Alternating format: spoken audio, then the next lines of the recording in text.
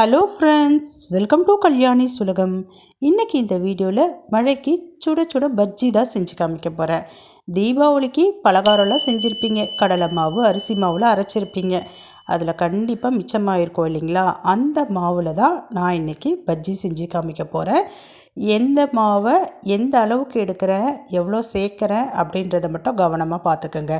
1 cup அளவுக்கு கடலை மாவு எடுத்தோன்னா அதே கப்பில் 1/4 கப் அளவுக்கு பச்சரிசி மாவு சேர்த்துக்குங்க. இப்போ இது கூட தேவையான அளவு உப்பு சேர்த்துக்கலாம். இது இல்லாமல் 1/2 ஸ்பூன் அளவுக்கு தனி மிளகாய்த்தூள், கொஞ்சமாக பெருங்காயம், கொஞ்சமாக ஒரு சிட்டிகை அளவுக்கு சோடா மாவு, கூடவே கொஞ்சமாக ஓமம் சேர்த்துக்குங்க. ரொம்ப ருசியாக மணமாக இருக்கும். இப்போ இது எல்லாத்தையும் முதல்ல மிக்ஸ் பண்ணிவிட்டு அதுக்கப்புறமேட்டு கொஞ்சம் கொஞ்சமாக தண்ணி சேர்த்து, இப்போ நான் எந்த பக்குவத்தில் கரைக்கிறேனோ அதே பக்குவத்தில் நீங்களும் கரைச்சிக்கங்க. பஜ்ஜி சூப்பராக இருக்கும். நம்ம டீ கடையில் வாங்குகிற பஜ்ஜியை விட இந்த பஜ்ஜி ரொம்பவே அருமையாக இருக்கும். இப்போ மாவு ரெடி ஆயாச்சு. நான் வெங்காய பஜ்ஜி தான் போட போகிறேன். நல்ல பெரிய சைஸாக இருக்கக்கூடிய வெங்காயமாக பார்த்து எடுத்துக்கிறேன். முதல்ல அது மேலே இருக்கக்கூடிய தோலெல்லாம் கட் பண்ணி எடுத்துகிட்டு அடுத்தது கழுவிட்டு நல்லா நீட்டாக எடுத்துகிட்டு வந்துடலாம். இப்போ பாருங்கள், நான் வீடியோவில் காமிக்கிற மாதிரியே நல்லா ரவுண்டாக மெல்லியதாக கட் பண்ணிக்கிங்க.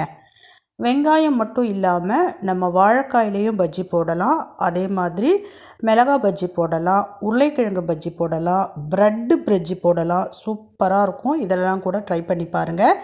இப்போ நான் வெங்காயத்தை கட் பண்ணிட்டேன். இப்போ நான் எடுத்துருக்கிற அளவுகளில் எனக்கு 8 பஜ்ஜி கிடச்சிது. பாருங்கள், இந்த மாதிரி ஸ்லைஸாக கட் பண்ணி ரெடியாக எடுத்து வச்சுட்டேன். மாவையும் மிக்ஸ் பண்ணி ரெடியாக எடுத்து வச்சுட்டேன். இப்போ ஸ்டவ் ஆன் பண்ணி ஒரு பேன் வச்சுக்கலாம். அதில் பஜ்ஜி பொரிக்கிற அளவுக்கு எண்ணெய் ஊற்றிக்கலாம். எண்ணெய் நல்லா சூடாகணும். சூடான பிறகு ஃப்ளேமை மீடியத்தில் வச்சுக்கோங்க. இப்போ ஒரு பீஸாக எடுத்து மாவில் டிப் பண்ணி எண்ணெயில் போட வேண்டியது தான். நான் இப்போ போடுறேன் பாருங்கள். அதே மாதிரி நீங்களும் ஒன்றா அப்படியே டிப் பண்ணி நீங்கள் எண்ணெயில் சேர்த்துக்குங்க. இப்போ நான் ஒரு பேட்சுக்கு 4 பஜ்ஜி சேர்த்துருக்குறேன். இந்த மாதிரி சேர்த்த பிறகு நல்லா உப்பி வருது பாருங்கள். சூப்பராக உப்பி வருது. தனித்தனியாக ஒன்றோட ஒன்று ஒட்டாத அளவுக்கு பார்த்துக்குங்க. இப்போ திருப்பி போட்டுக்கலாம். ஒரு சைடு சிவந்து வந்ததுன்னா அடுத்ததான் நம்ம அடுத்த புறத்தையும் திருப்பிக்கலாம். நான் திருப்பி விடுறேன் பாருங்கள். இப்படியே 4 பஜ்ஜியையும் முன்னாடி பின்னாடி 2 புறமும் திருப்பி விட்டு சிவந்த பிறகு எண்ணெயிலேருந்து ஃபில்ட்ரு பண்ணி எடுத்துட வேண்டியது தான்.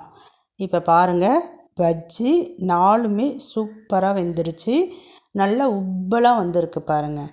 இப்போ எண்ணெயிலேருந்து நம்ம ஃபில்ட்ரு பண்ணி எடுத்துடலாம். இப்போ நான் ஒரு பஜ்ஜியாக எண்ணெயிலேருந்து ஃபில்ட்ரு பண்ணி எடுத்துடுறேன். அடுத்த பேட்ச் போட போகிறேன். இப்போ பஜ்ஜி பார்த்திங்கன்னா செஞ்சு முடிச்சிட்டேன். ரொம்பவே சூப்பராக இருந்ததுங்க பஜ்ஜி. நல்லா நம்ம கடைகளில் வாங்குகிற பஜ்ஜியை விட ருசியாகவே இருந்தது. நான் சொன்ன அளவுகள்லையே ட்ரை பண்ணி பாருங்கள். கண்டிப்பாக பஜ்ஜி நல்ல புசுன்னு கிறிஸ்பியாக சூப்பராக வரும். செஞ்சு பார்த்து எப்படி இருக்குது அப்படிங்கிறத மறக்காமல் கமெண்ட் செக்ஷனில் சொல்லுங்கள். அப்படியே நம்ம சேனல் பிடிச்சிருந்ததுன்னா மறக்காமல் சப்ஸ்கிரைப் பண்ணிக்கிங்க. பெல் பட்டன் இருக்கும், அதை ப்ரெஸ் பண்ணி அதில் ஆல் ஆப்ஷனில் கிளிக் பண்ணிக்கிங்க. இப்போ நான் கிளம்புறேன். பாய்.